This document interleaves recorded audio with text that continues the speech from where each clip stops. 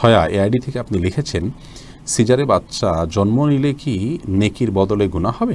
না, সিজারে বাচ্চা জন্ম নিলে যে আমাদের গুনাহ হবে, পাপ হবে, এরকম কোনো কথা কোরআন হাদিসের কোথাও বলা হয়নি। বরং কোরআন হাদিসের কোনো আয়াত বা নির্দেশনার আলোকে এমনটি বোঝা যায় না।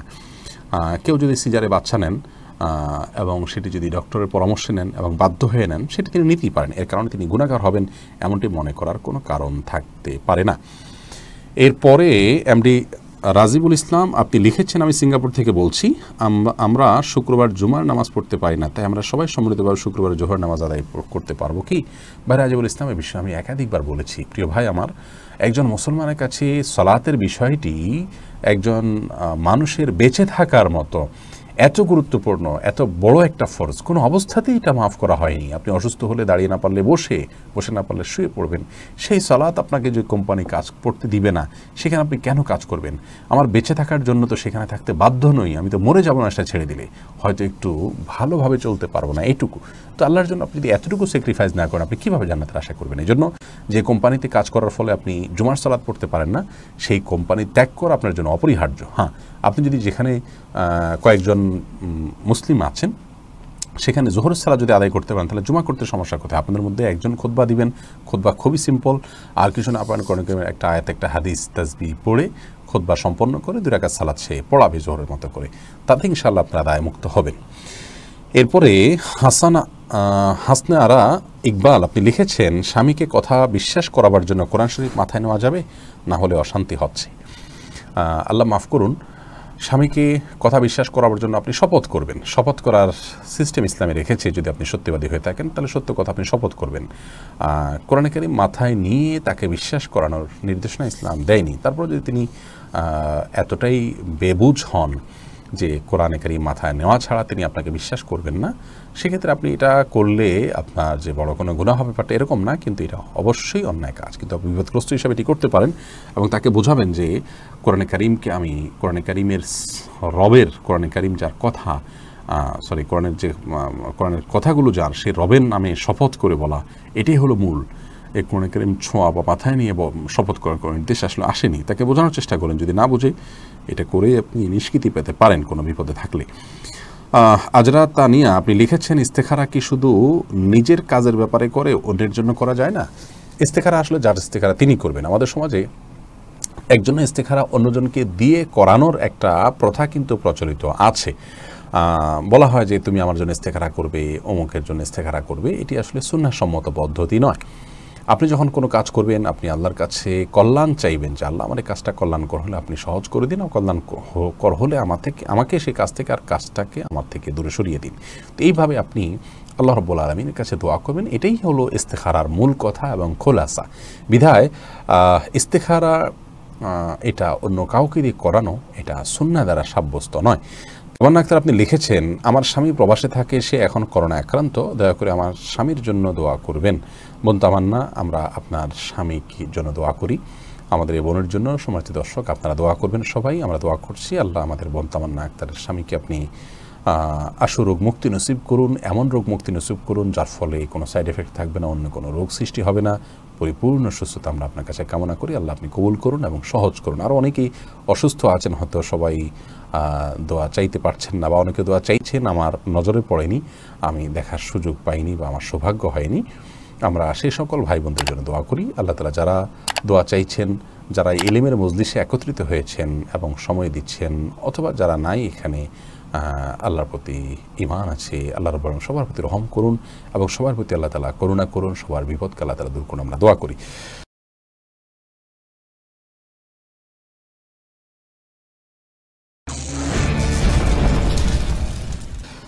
প্রিয় দর্শক, এরপরে যে প্রশ্নটি আমি দেখতে পাচ্ছি, মাজেদ আপনি লিখেছেন, সন্তানকে অ্যান্ড্রয়েড মোবাইল কিনে দেওয়ার ব্যাপারে আপনার মতামত জানতে চাই। ভাই মাজেদ, আপনার সন্তানের বয়স কি? যে বয়সে হোক না কেন, স্মার্টফোন এর ব্যবহার এর ক্ষেত্রে যদি নিজেকে নিয়ন্ত্রণ করতে পারার মতো না হয়, তাহলে সেই সন্তানকে স্মার্টফোন কিনে দেওয়াটা হবে আপনার জন্য ভুল। আল্লাহ বলেছেন, আল্লাহ তুতুসফা আমওয়ালাকুম, তোমাদের সম্পদ নির্বোধদেরকে দিও না, যাদের বোধ শক্তি নেই, যারা ভালো মন্দ বোঝে না, তাদেরকে দিবে না।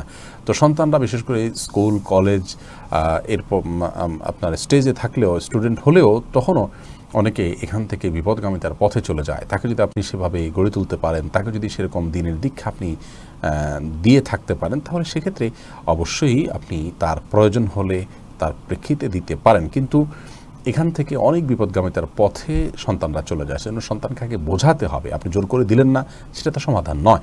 তাকে আপনি বোঝাবেন যে এটি তুমি নিয়ন্ত্রণ করতে পারবে না, যখন তুমি নিয়ন্ত্রণ করতে শিখবে আমি তোমাকে দিব। তার পারপাসগুলো যাতে অন্যভাবে সার্ভ হয়, যদি যৌক্তিক কোনো প্রয়োজন থাকে সেটি আপনি তাকে অবশ্যই হেল্প করবেন। তবে অন্যদের বাবা মারা কিনে দিয়েছে, আপনি কেন দিচ্ছেন না, সেটা তাকে বোঝানোর চেষ্টা করবেন যে তার কল্যাণার্থে। এটা যদি সে আঁচ করতে পারে, বুঝতে পারে, তাহলে ইনশাআল্লাহ বিদিল্লাহ আপনার এই সিদ্ধান্তকে সে স্বাগতম না জানালেও অন্তত নিন্দা করবে না, ঘৃণা করবে না এবং বিদ্রোহ করবে না ইনশাআল্লাহ বিদিল্লাহ। ফরহাদ আকাশ আপনি লিখেছেন, কবরস্থানের উপর মসজিদ করা যাবে কি? কবরস্থানের উপরে মসজিদ কেন করবেন? যদি অন্য জায়গায় বিকল্প মসজিদ করার জায়গা থাকে সেখানে করবেন। কবরস্থানে সালাত আদায় করতে নিষেধ করা হয়েছে। যদি এমন হয় যে কবরস্থানের এক প্রান্তে মসজিদ করছেন, মসজিদ আলাদা, কবর আলাদা, পার্টিশন আছে মাঝখান থেকে, তাহলে সেক্ষেত্রে সেটি হতে পারে, কোনো অসুবিধা নেই। কিন্তু কবরস্থানের ভেতরে যদি আপনি কবরের উপরে মসজিদ করেন, সেক্ষেত্রে কবর যদি আপনার মিশে যায় বা কবর যদি অন্য জায়গায় স্থানান্তর করে ফেলেন এবং তারপরে সেখানে মসজিদ করেন, এটা করতে পারেন যদি নিরুপায় হন, অন্য জায়গা যদি না থাকে। এরপরে জেসিকা ইসলাম জুই আপনি লিখেছেন, বোন, বাচ্চাদের যেন কারো নজর না লাগে তার জন্য কি করতে পারি? বাচ্চাদের অন্যের বদনজর থেকে বাঁচার জন্য প্রথমত যাদের বদনজর লাগতে পারে এরকম মানুষের দৃষ্টি থেকে সরিয়ে রাখা দরকার। আজকাল বাচ্চাদের অনেক সমস্যা হয় যেগুলো আমরা কোনোভাবে সমাধান করতে পারি না, এবং এগুলোর একটা কারণ হলো এই বদনজর।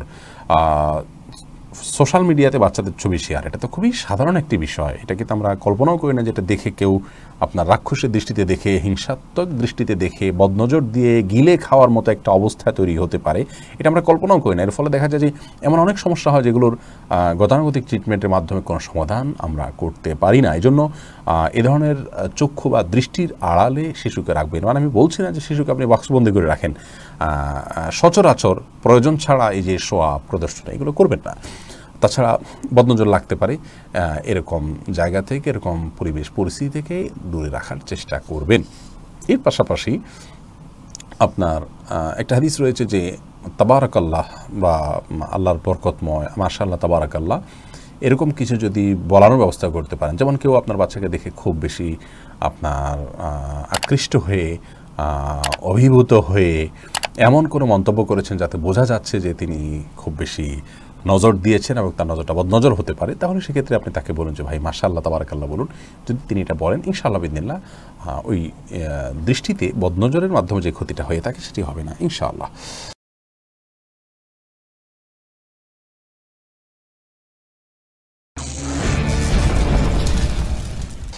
হাবিবুর রহমান খান লিখেছেন, কবরের উপরে লাগানো ফুল গাছে গোবর মিশ্রিত জৈব সার দেয়া যাবে কি? কবরের উপরে লাগানো ফুল গাছে আপনার গোবরের সার দেয়াতে কোনো অসুবিধা নেই। কবরে যিনি শায়িত আছেন তার কবরের উপরে, মাটির উপরে যদি সার হিসাবে গোবর ব্যবহার করেন, সেটি মিশে মাটির সাথে একাকার হয়ে যাবে, ফলন ভালো হবে, কোনো অসুবিধা নেই তাতে ইনশাআল্লাহ। রিক্তা আপনি লিখেছেন, একটি ছেলে একটি মেয়েকে বলল আমি তোমাকে বিয়ে করতে চাই। মেয়েটি বলল আমি কবুল করলাম, সাক্ষী ছিল না। বিয়ে হয়েছে কি না? না বোন, বিয়ে হয়নি। দুষ্টুমি করে অনেক সময় এরকম করা হয়।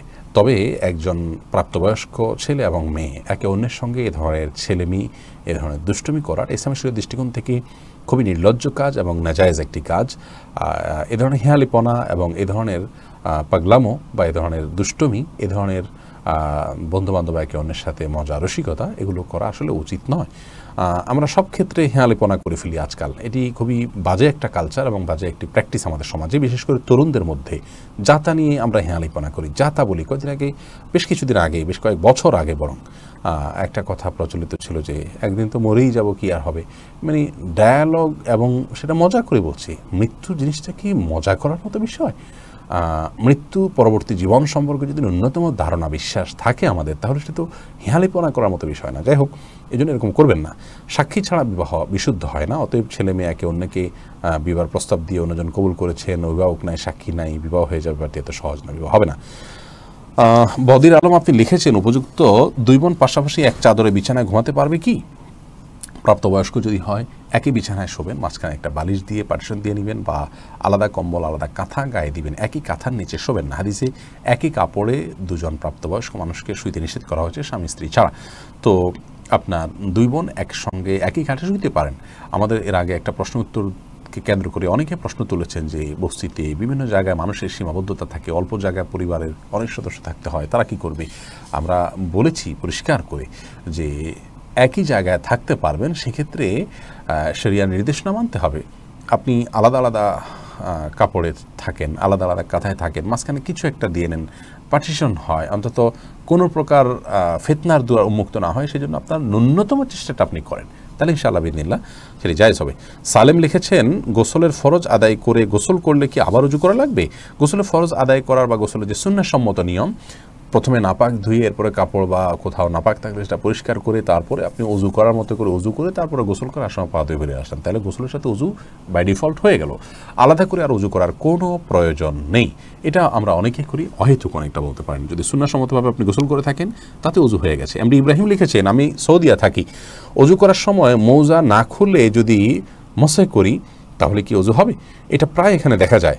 আবার এরা অনেক সময় নামাজও পড়ায়, তখন এদের পেছনে নামাজ পড়তে আমার সন্দেহ লাগে। ভাই ইব্রাহিম, মোজার উপরে মাসে করা ইসলামের স্বীকৃত একটি বিষয়, নবী সাল্লাল্লাহু আলাইহি ওয়াসাল্লাম নিজে করেছেন, করার অনুমোদন দিয়েছেন, আর আল্লাহ তাআলা বর্ণনা করেছেন। যার কারণে মোজা পরে যদি আপনি মাসা করেন তার উপরে, তা সেটি বিশুদ্ধ হবে দুটি শর্ত সাপেক্ষে। প্রথম শর্ত হলো যে মোজাটা পরেছেন সেটা পূর্ণাঙ্গ অজুর পরে পড়তে হবে, অর্থাৎ হাত মুখ পাও ধুয়ে মাথা মাসায় করে যে উজু করেছেন সেরকম পূর্ণাঙ্গ উজুর পর যদি আপনি মোজা পরেন, এই মোজা যদি না খোলেন তাহলে বাসা বাড়িতে থাকলে একদিন এক রাত বা 24 ঘন্টা, আর সফরে থাকলে 72 ঘন্টা পর্যন্ত এই মোজা যদি না খুলে থাকেন তাহলে যতবার উজু করবেন হাত মুখ ধোবেন, কিন্তু পাও ধুতে হবে না আপনাকে, ওই মোজার উপরে মাসা করলে মাসা হবে। এটা হলো এক নম্বর শর্ত, যে উজু করার পর যদি আপনি মোজা পরেন, সে মোজা পরা অবস্থায় আপনি মাসা করতে পারেন নির্দিষ্ট মেয়াদ এর মধ্যে। আর দ্বিতীয় শর্ত হলো যে সেই মোজাটা হয় চামড়ার হতে হবে কিংবা শক্ত কাপড়ের হতে হবে, যে কাপড়ের মোজা পরে আপনি দীর্ঘ পথ 1 মাইল পথ ধরুন আপনি হাঁটতে পারেন, এরকম মোজার উপরে মাসা করা জায়েজ আছে। অতএব সৌদিতে যে প্র্যাকটিসটা আপনি দেখে থাকেন সেই প্র্যাকটিসটা হাদিস সম্মত প্র্যাকটিস। তবে একটা সমস্যা হলো সেখানে যেন তেন মোজা পরে অনেকে মাসে শুরু করে দেন। একদম পাতলা মোজা আপনি মাসে করলে ভেতরে ভিজা চলে গেল কিংবা ভেতরের অংশ দেখা যায়, বা খুবই আপনার দুর্বল মোজা বা ছেঁড়া যদি হয়, ছেঁড়া মোজাতেও অনেক বড় ছেঁড়া হলে সেটা তো মাসে বিশুদ্ধ হয় না। এই জন্য শর্ত সাপেক্ষে মোজার উপর মাসে করা জায়েজ আছে। এরকম মানুষের ভিতরে নামাজ পড়তে কোনো অসুবিধা নেই।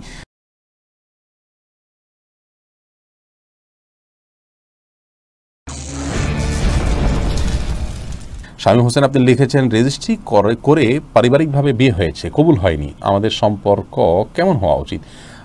রেজিস্ট্রি করে পারিবারিক বিবাহ হয়েছে, কবুল হয়নি, বিষয়টা তো পরিষ্কার না। কীভাবে কবুল হয়নি? কবুল মুখে না বলে লিখিতভাবেও হতে পারে। ধরুন কাগজে প্রস্তাবনা আছে বিবাহের কাবির নামায়, স্বামী ছেলে স্বাক্ষর করেছেন, মেয়ে সেটা পড়ে বুঝে স্বাক্ষর করেছেন, এটাও কিন্তু এক প্রকারের কবুল। একজন বোবা মানুষ তিনি বিবাহ করবেন না, তিনি তো মুখে কবুল বলতে পারেন না। মূল বিষয়টা হলো যে সম্মতির প্রকাশ, সেটা মুখে কবুল বলা বলে হতে পারে, লিখিতভাবে হতে পারে। এরপরে মোহাম্মদ আলী আপনি লিখেছেন, অফিসের কাজে প্রতি মাসে 15 দিন বাসার বাইরে নির্দিষ্ট জায়গায় কর্মস্থলে অবস্থান করতে হয়। বাইরে থাকা অবস্থায় থাকা খাওয়ার ব্যবস্থা অফিসের পক্ষ থেকে করা হয়। অবস্থায় কসরের বিধান কি? দূরত্ব ঢাকা টু সিলেট। আপনি অফিসের কাজে নিয়মিত যে জায়গাটায় যাচ্ছেন সেখানে আপনার নির্দিষ্ট থাকার কোনো ব্যবস্থা আছে কিনা? যদি সেখানে কোনো কক্ষের ব্যবস্থা থাকে ফিক্সড, এটা আপনার কক্ষ, আপনার তালা, এটা আপনার একটা বাসা বলতে পারেন, আপনি সেখানে মাসের 15 দিন কাটান, এরকম যদি হয় তাহলে সেখানে আপনি পুরো নামাজ পড়বেন, আপনি মুসাফির হবেন না, কসরের সুবিধা আপনি পাবেন না। আর যদি সেখানে আপনার নির্দিষ্ট কোনো থাকার ব্যবস্থা কোম্পানি করেনি, কোনো বন্দোবস্ত নেই, আপনার কোনো নিজস্ব বাসা নেই, বরং আপনি সেখানে একজন মুসাফির হিসাবে আজকে এই হোটেলে কালকে ওই হোটেলে আপনি থাকেন, এরকম যদি হয় তাহলে সেখানে আপনি অবশ্যই মুসাফির হিসাবে থাকছেন, সেই হিসাবে আপনি কসর পড়বেন। এরপরে মনসুর আক্তার বোন আপনি লিখেছেন, মৃত জীবকে আগুনে পোড়ালে কি গুনাহ হবে? একটু আগে আমরা একটা প্রশ্ন উত্তর দিয়েছি এবং সেখানে বলেছি নবী সাল্লাল্লাহু আলাইহি ওয়াসাল্লাম বলেছেন, লা ইউআযযিবু ফাইন্নাহু লা ইউআযযিবু বিন-নার ইল্লা রাব্বুন নার। আগুন দিয়ে আগুনের সৃষ্টিকর্তা অর্থাৎ আল্লাহ রাব্বুল আলামিন জাহান্নামে মানুষকে শাস্তি দিবেন, অপরাধীদেরকে, পাপীদেরকে, পাপিষ্ঠদেরকে। এছাড়া আগুন দিয়ে কেউ কাউকে শাস্তি দেওয়া জায়েজ নয়। কোনো প্রাণীকে যদি নিধন করবার জন্য আগুন ছাড়া আর কোনো কার্যকর ব্যবস্থা না থাকে আদতে, তাহলে সেক্ষেত্রে সেটি জায়েজ হবে একান্ত নিরুপায় অবস্থায়। শাহপুরানি আইডি থেকে আপনি লিখেছেন, অজু থাকা অবস্থায় রক্ত পরীক্ষার জন্য রক্ত দিলে কি অজু নষ্ট হবে? উত্তর হল না, অজু যদি সিরিঞ্জে বের করা হয় এবং শরীর থেকে বের হয়ে গড়িয়ে না পড়ে, তাহলে সেক্ষেত্রে এতে অজু ভঙ্গ হবে না। বিনতে বাশিরুল আপনি লিখেছেন এনআইডি করার জন্য ছবি দিতে হবে মুখ কান খোলা রেখে, এটা তো পর্দার খেলাফ, এক্ষেত্রে শরিয়া মোতাবেক বিধানটা কি? বোন, এটি যেহেতু একটি প্রয়োজন এবং আইডেন্টিটির জন্য প্রয়োজন এবং এটির উপরে আপনার জীবনের অনেক কিছু নির্ভর করে, অতএব এটি এক প্রকার ওজর বা একটা বিশেষ আপনার পরিস্থিতি, যে পরিস্থিতিতে আপনি একরকম বাধ্য নিরুপায়, বিধায় এটি জায়েজ হবে ইনশাআল্লাহ বিদিনিল্লাহ। তাছাড়া এটা আইডেন্টিটির জন্য, বিধায় প্রয়োজনের ভিত্তিতে ছবি তোলা জায়েজ আছে। আপনি এটা লোকদেরকে দিয়ে বা বিলিয়ে বেড়াচ্ছেন না বা সবাই দেখে বেড়াচ্ছে, ব্যাপারটা এরকম না।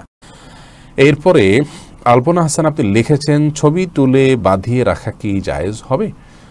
ছবি তুলে ঘরে অফিসে কোথাও বাঁধিয়ে রাখা জায়েজ নয়, এটা গুনাহের কথা। নবী সাল্লাল্লাহু আলাইহি ওয়াসাল্লাম বলেছেন, সহিহ বুখারীতে বর্ণিত হয়েছে, লা তাদখুল মালায়েকাতু বাইতান ফিহি কালবুন আও সূরা, ওই ঘরে রহমতের ফেরেশতা রহমত নিয়ে প্রবেশ করে না যে ঘরে কুকুর থাকে কিংবা ছবি থাকে। আজকাল এই দুটি বিষয় অত্যন্ত নরমাল হয়ে গেছে। খেয়াল করবেন, হাদিসে যেগুলো নিষেধ করা হয়েছে, আজকের সভ্যতা যেহেতু শয়তান নিয়ন্ত্রিত অনেকখানি বলতে পারি, কিয়ামত কাছে মানে নিকটবর্তী হচ্ছে, সেজন্য শয়তানের প্রভাব বেড়ে চলেছে। এই জন্য আজকের সভ্যতাতে আপনি দেখবেন সেই বিষয়গুলোকে অনেক বেশি স্ট্যাবলিশড করা হয়েছে, যেগুলো হাদিসে নিষেধ করা হয়েছে, আর যেগুলো হাদিসে নির্দেশ করা হয়েছে সেগুলোকে বরং দোষণীয় মনে করা হয়ে থাকে। এই জন্য ছবি টাঙিয়ে রাখা এটা জায়েজ নয়। এর ফলে আমরা প্রভূত ক্ষতির মুখোমুখি হই। আমি এর আগে একাধিকবার বলেছি, জিনের উপদ্রবের শিকার মানুষ বাসাবাড়িতে এই হারাম ছবি এটি রাখবার কারণে উপদ্রবের শিকার হয়েছেন এবং এগুলো সরানোর পর তারা অনেকখানি আপনার তাদের সমস্যা দূর হয়েছে, এটি আমি খুব কাছে থেকে অবজার্ভ করেছি। অতএব হারামে আল্লাহ তাআলা আরাম রাখেননি। কিছু কষ্ট হয় হারামে, কিছু ক্ষতি হয় যেগুলো আমরা হয়তো ফিল করি না, কিন্তু অবশ্যই ক্ষতি হয়।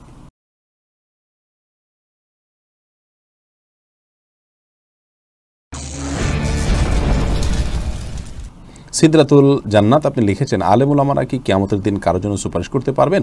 আল্লাহ রাব্বুল আলামিন কাউকে যদি সুপারিশ করার সুযোগ দেন কিয়ামতের ময়দানে, তাহলে সেক্ষেত্রে তিনি সুপারিশ করতে পারবেন। সেদিন আল্লাহর সুপারিশ এর অনুমতি ছাড়া, সুযোগ দান ছাড়া কেউ সুপারিশ করতে পারবেন না। কোনো ব্যক্তিকে আল্লাহ রাব্বুল আলামিন অন্যের জন্য সুপারিশ করার সুযোগ দিতেই পারেন, যদি দেন তাহলে সেক্ষেত্রে তিনিও করতে পারবেন, আলেমরাও করতে পারবেন। এমডি আব্দুল ফাত্তাহ আপনি লিখেছেন, ইনশাআল্লাহ বিইذনিল্লাহ অর্থ কি? খুবই প্রয়োজনীয় একটি প্রশ্ন, কারণ এই কথা আমি প্রায় বলি এবং আপনাদের অনেকেরই মনে প্রশ্ন জাগে যে ইনশাআল্লাহ বলি আবার বিইذনিল্লাহটা কি? ইনশাআল্লাহর অর্থ তো আমরা জানি, ইনশাআল্লাহ মানে হলো যদি আল্লাহ চান, বিইذনিল্লাহ মানে হলো আল্লাহর অনুমতি সাপেক্ষে। একই কথা, একই কথারই পুনরাবৃত্তি। এটাকে আপনার বদলু তাকিদ বা এই জাতীয় কিছু বলা যেতে পারে কিনা, যে আল্লাহ যদি চান তবে আল্লাহর ইচ্ছায়, এরকম আর কি ব্যাপারটা।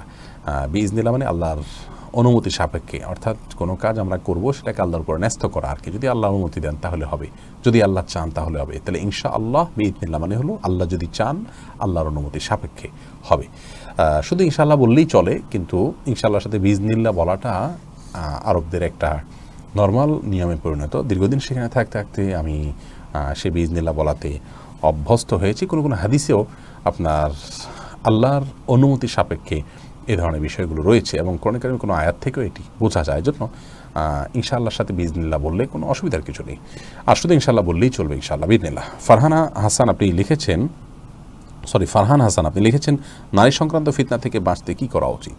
ভাই ফারহান, এই সময়টাতে শয়তানের সবচেয়ে বড় অস্ত্রগুলোর মধ্যে থেকে একটি হলো এই অস্ত্রটি, অর্থাৎ নারীর ফিতনা। এই ফিতনা থেকে বেঁচে থাকা মানুষের সংখ্যা খুবই নগণ্য, নেহায়েতে নগণ্য। অনেক মানুষ আছেন তাহাজ্জুদ গুজার, 5 ওয়াক্ত সালাত আদায় করেন, আল্লাহ মাফ করুক, নারীর ফিতনায় তিনি আক্রান্ত। এবং এত ডেঞ্জারাস ঘটনাবলী আমাদের কাছে আছে যেগুলো দেখলে বোঝা যায় যে নবী সাল্লাল্লাহু আলাইহি ওয়াসাল্লাম সেই 1450 বছর আগে যে সতর্ক করেছেন, সেই সতর্কতা সতর্কীকরণ ছিল যথার্থ। সেই সতর্কীকরণ ছিল তার সেই বাস্তবতা উপলব্ধি করার ভিত্তিতে ওহির মাধ্যমে। তিনি বলেছিলেন যে মা তারাকতু বাদি ফিতনাতান আদাররু আলার রিজালি মিনান নিসা, মেয়েদের চাইতে পুরুষদের জন্য অধিকতর আপনার পরীক্ষার এবং বিভ্রান্তিতে ফেলার মতো বিষয় নারীর চাইতে আর কিছু রাখা হয়নি। এখানে নারীর দোষ নেই, কিন্তু আল্লাহ রাব্বুল আলামিন নারীকে এমনভাবে সৃষ্টি করেছেন যে সে আমাদের জন্য পরীক্ষার ইস্যু।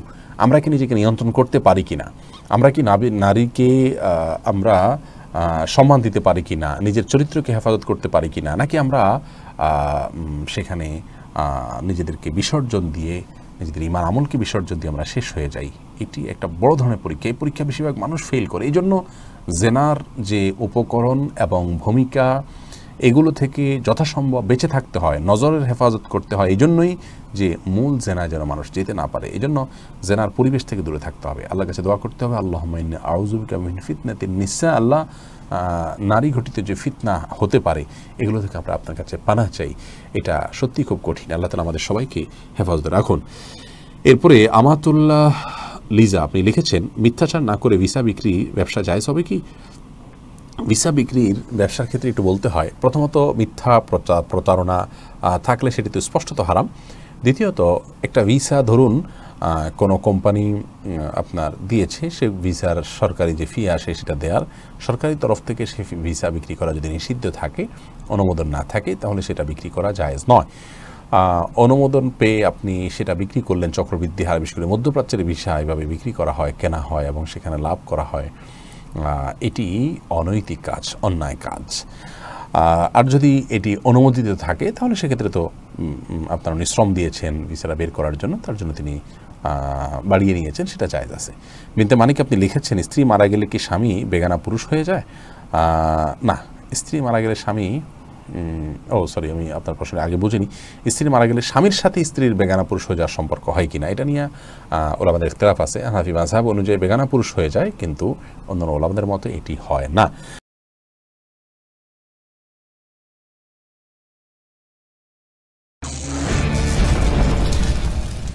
নাইম সাইম আপনি জানতে চেয়েছেন, সিজদায় দুই পায়ের গোড়ালি কি মিলিয়ে রাখতে হবে?